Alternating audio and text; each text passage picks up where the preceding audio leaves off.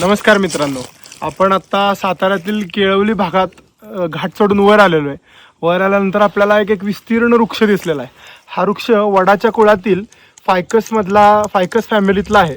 नांद्रुक असं या झाडाचं नाव आहे. फायकस मायक्रोकार्पा म्हणजे लहान पानं असणारा हा वड आपल्या भागात बऱ्याच ठिकाणी बघायला मिळतो, पण आत्ताच्या काळात बऱ्यापैकी दुर्मिळ झालेला आहे.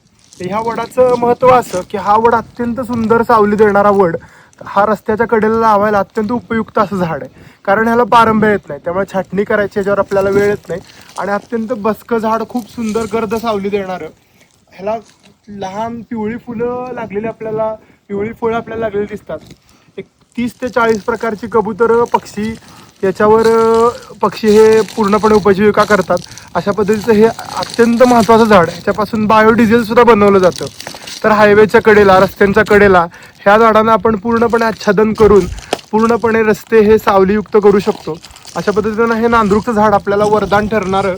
तर ह्याच्याबद्दल आपण वृक्षारोपण करून ह्याची प्रजाती वाढवली पाहिजे. धन्यवाद.